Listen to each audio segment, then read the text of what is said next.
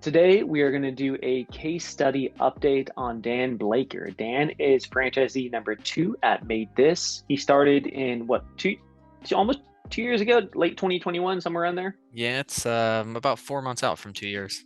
Okay. And yes, Dan's been in the game for a while. So I'm going to ask Dan a little bit about how he's liked everything, how things are going, and he can give us some insight into the progress of a franchisee and someone who starts a remote local business to begin with. So first of all, Dan, stoked to have you on. Yeah, man. Thanks for having me on. This is cool. I was actually listening to a few episodes before this to make sure I sound all Sweet. right. Yeah, man. Sounds good. Well, Dan, first of all, when did you start Made This? So I know it's late 2020, but I don't know when you actually opened up operations. Do you remember? It was 2021 actually. 2021, Um, right? yeah, so I think we were talking in like March or April, and then it was around July is when I got everything set up into like my initial learn the business, and then we Hmm. launched officially September 2021, like September Okay, 1st. cool. So coming up on a few months until the 2 year mark. It's crazy, man. Time Yeah, flies. I feel I like you've been know. there since the beginning. Yeah, Uh, I feel like it. well, Dan, kind of a broad question, but how has your life changed from when you started till now? Like, what was the situation back then? What is your situation now? There's a lot of things. I guess I can get a little personal with it. So, Yeah. when I started, I wasn't married, so that's a big There we change, not go. business Yeah. related. Because of Made This, you got married. That's Yes. right. Yeah, we can definitely put that up on my website, you know. Um, but no, for sure. I when I started, I was working full time. I was like a traveling salesperson for a construction company here in South Carolina, and I mean, you remember, geez, I was working 6 days a week from like 8 a.m. to 10 p.m., had a bunch of appointments. It was a lot. It was a haul. And, I was away from my fiance at the time. She wasn't too Hmm. happy about the job. I started Made This, and then it was maybe like 5 or 6 months after that, I like didn't work for that job anymore. And I didn't really notice how draining that position was on me and like Hmm. my personal relationships until I kind of cut ties and I'm like, all right, let's fully commit to my Made This location. And my life really has changed quite a bit. Just so it was what, September 21. So 22, I think we did 6 weddings, including our own, so 5. And I Damn. traveled to like, I think I was in 3 of them. So bachelor parties, going all over the place. None of them were in South Carolina. So it was a lot of traveling, which I typically wouldn't be able to do Hmm. working 6 days a week. That was really cool. I was still able to work and do some things as I was away, like make some time for my business and not have to be here. So that was cool. I know everyone's like, oh, is it really a remote business? I was a little worried as well because I started it here, like where I live. Yep. Um, but yeah, I was able to knock a bunch of stuff out just from my computer. So it was an iPad, actually. I lied. Yeah. um, but yeah, and then from there, I've really noticed a lot of growth in myself as a business owner and like a professional, right? So Hmm. not only am I kind of instantly promoted myself from the grunt, the salesperson at the last company I was at, and now I'm like the owner and the The head accountant and everything like honcho. that. Yeah. Right, right, right, right. So, but I've learned more about like scaling a business, trying to grow a business. Um, I've learned a lot about how to not take on too much when it's time to outsource, Hmm. how to negotiate better. Like, honestly, it was kind of like a college degree, which I have, but Yeah. it was a little cheaper. So, Yeah. Yeah. And you could actually make money on it. exactly. Yeah, exactly. Yep. Yeah. Very cool. Um, yeah, man. So so with the remote model, you are in Myrtle Beach. You live there. Most of our franchisees also live in their location. However, kind of like me, I'm in LA, and I should go out to meet people, but I'm kind of around the area. Would you say at the beginning when you started your business, it was more helpful to actually be there versus now, or is it kind of the same? How would you describe that? It's kind of the same. What I do since I live in the place where I operate the business, it's a little easier for me to go out and make business connections. Okay. So sometimes I'll like door knock local businesses just to try to get some networking happening, right? Or I'll attend some events here with local business owners that we're kind of in how do I want to say this? A business that we can support their business, right? So real estate agent functions Yep. or checking out all the different offices around here, big property managers. We live in a vacation rental town, so the first like 4 weeks of my MaidThis, I knocked on every property manager's door, and I was like, I have one cleaner. I wonder, and they're like, oh yeah, we have 450 units. When can you guys start? I was like, Oh, let me go ahead good. and start recruiting some more. So, yeah, I think that's probably the biggest benefit of living where you're doing your business. Otherwise, I mean, phone calls are great though. I've been in sales my whole life. You can definitely make a relationship and build rapport over the phone. So it's not a necessity, but I'm pretty cute, so people Yeah. like seeing me versus talking to me. That's how you open up your sales calls with everyone. Like, yeah, I'm pretty cute. I'm just gonna show up in person, No, close I, the I sale. text them a photo like 5 minutes before our meeting, and they're like, "Oh wow, this guy's Like, handsome." Yeah. awesome, man. One thing I'm curious on, and I think a lot of people would be curious on, is how does your role transition over time? So you've been running what I call a remote local type of business for almost 2 years. When you first started, what were you doing? And over time, how has your role within your own business shifted? Yeah, that's a great question. When I first started, I didn't have any like team members to assist me. I was like, all right, I'm Hmm. gonna work and I'm gonna just go as lean as possible and try to do everything I can in between my appointments. So I Yep. was answering calls, I was interviewing cleaners, I was scheduling different cleaning jobs. I mean, pretty much every function of the business, right? I'm looking at the QuickBooks, driving home, like, sorry, don't, if there's any police that listen to this, don't give them my location. I'm driving home, like answering emails and looking at stuff and trying to set up different quoting engines and respond to customers and everything, right? I wore Hmm. every single hat, and I have a lot of hats, but I wore every single hat. And now I've transitioned out of most of that to where I can really focus on the business as a whole, right? People talk about Hmm. working in the business versus on the business, and I feel like I'm very close to being fully on the business. There's because I also am working like full time with this. I still do some management tasks with Yep. the remote team members. Obviously, we have like a weekly meeting for an hour and a few other things, but mostly I get a chance to, hey, how are we doing this week? How's the health of the business? How can I improve this? How can I reduce these costs so that we're more profitable without bringing in more business in the short term? And then how can I use that money that I'm saving to bring in new business, right? Like those Mm. kind of ideas that are, or usually, I think we just had a conversation. How do I use the money that I'm saving by being a little bit more lean to then outsource more activities of mine, right? There we go. So Yep. yeah, Yeah.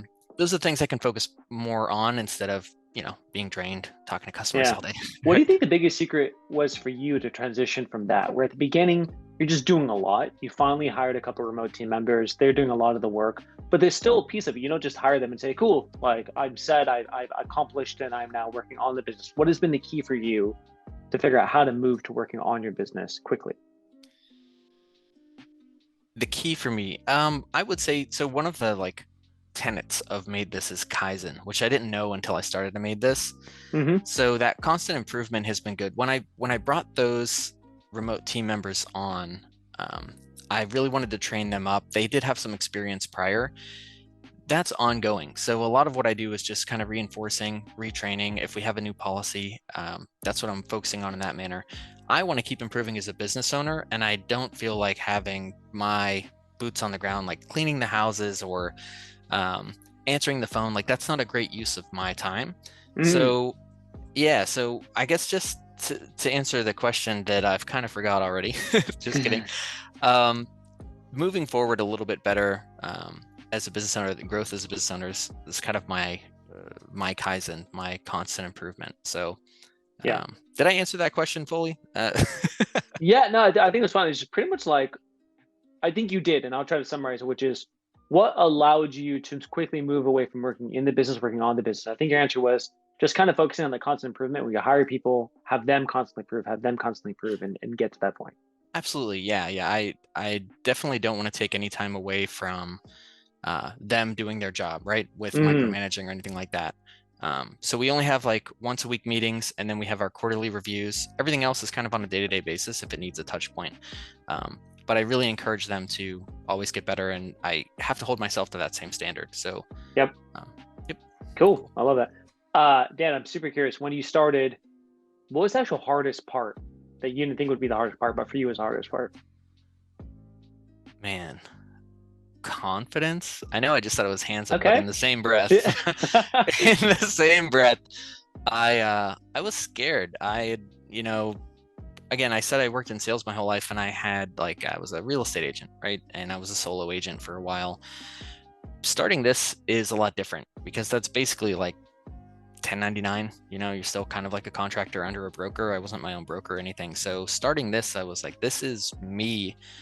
And that's how I felt about it, at least. Like, my Mhm. face is out there, which again, Yep. handsome, but the confidence part of it was really tough. Just to know that I could do it, which is probably why I didn't try to do it all myself, right? Mm. This system of support and having a plan in place, systems already ready to go, I could plug into, helped me with that. But that's probably the biggest, even still today, that's probably my biggest challenge. If I get approached by like a large company and they're like, hey, we have all these units and this and that, the first thing I do in my head is like, no, we need to manage it. I don't want to jump headfirst into there. So that's probably the hardest part, starting and like knowing that I could do it with this system. And then it kind of Mm. proved itself, you know, over the last year and a half. Absolutely, it can be done. Nothing went wrong. Not this business is, nothing can happen bad in this business, right? No one's going to die if a place doesn't get cleaned on time. You know what I'm saying? Yeah. So I think that was it. Uh, yeah. Yeah. No, I like the answer. Well, I'm curious, what was the most surprising thing about this business model, about just being in business for yourself that you didn't expect?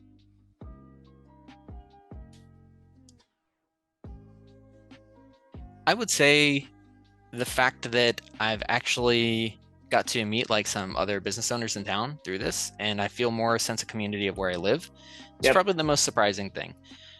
Coming into this being totally remote, I was like, well, okay, I'm not going to be answering phones. I'm not going to be doing anything. It's all going to be outsourced. I'm going to be laying on the beach that's, 500 feet from my house. It's it's it's surprising. Just the other day, as a matter of fact, we had a customer that was working with us, and she left this great review. I ended up calling her. Sometimes I touch base because she had a couple of questions, and she owns the. Um, it's like two streets down from my house. She owns the Southern House of Pancakes, Oh, and we just wow. cleaned her house, and I've seen her in there many times. So we probably talked 30 minutes on the phone, and yeah, so I got to meet her. And next time I go get some pancakes, I'll say hey to her. But things like that, like feeling more connected to my community, is probably the most surprising thing that came out of this.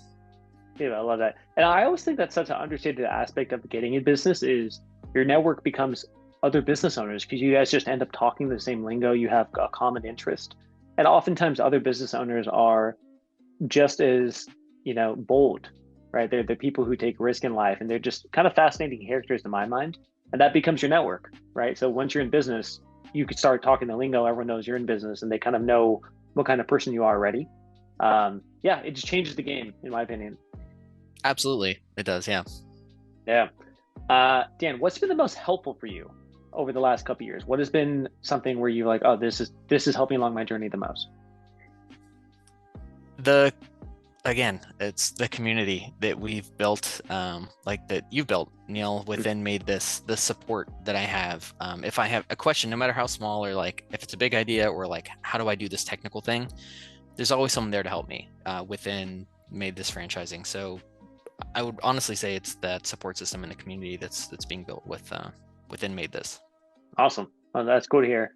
Um, I love that because especially in business, I always think you can go far alone, but business is a marathon, right? Like it's not just, hey, who can get there fastest, it's who could survive the longest. And a lot of that has to do with community to make sure you're not actually in there alone. So whether you're in MaidThis or in another type of business model, maybe even for yourself, I think you always gotta have that community or else it's a really, really lonely road. Absolutely. And you can't do anything alone, really. There's only a few people in life that can truly make something unique in their own, right? It takes a lot. Mm, It takes a lot of brain power. It takes a very specific kind of person, type, whatever. I don't know all the personality profiles, but so for me, because I'm, except in the face department, just kidding, I'm so painfully average, is how I feel inside. And it was like, okay, I can follow somebody who's made something great and it's proven. And then along the way to to meet, all these other business owners that I feel like are just like me, but also in the same way I just I see myself in the other business owners that come into the MaidThis franchise, and I think that's what makes this so great. You know what I mean? Yeah. Dan, I don't know if you feel this way, but I look at a lot of our other franchisees. I'm like, holy shit, you're way smarter than me. Yeah. Like some of these dudes are just like, wow, you guys are really smart. Yeah, I get to meet every single one of them, and I tell that to everyone. We just had a new franchisee sign up, and they were saying something, and I'm like, man, I am pretty dumb, aren't I?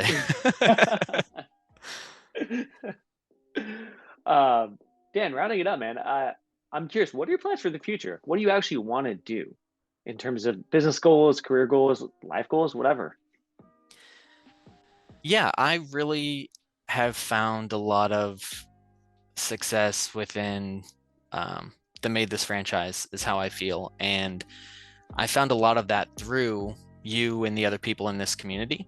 So in growing this business and having it for as long as I can, I'd love to obviously keep my MaidThis around and have everything pretty much completely outsourced at that point. Moving forward though, I would really love to help other business owners like overcome that confidence hurdle and things that I had in the beginning. Look, I made the decision, I got over it, but it took a lot. And sometimes people don't have a community of business owners or a community of people that have made the transition from like a corporate job into relying on themselves. So it's really hard to wrap your head around that, and the people in your life might not be able to answer those questions. So I would love in some capacity to be able to maybe consult for small businesses that are having a hard time to move forward, or maybe be some kind of like business coach or mindset coach. I don't know what it is. Yeah, absolutely. Again, I might self-deprecate a lot in terms of like how I feel inside, but I would really love to help others in that respect. That's probably the biggest thing that I've understood about myself through this journey. Very cool, man. I think you're on the path of being able to do that and inspire a ton of people as well with your story, man. So Cool. definitely there. Dan, thanks so much for hopping on, man. It's been awesome. Of course, Neil, thanks for having me, man. Always a pleasure to talk to you.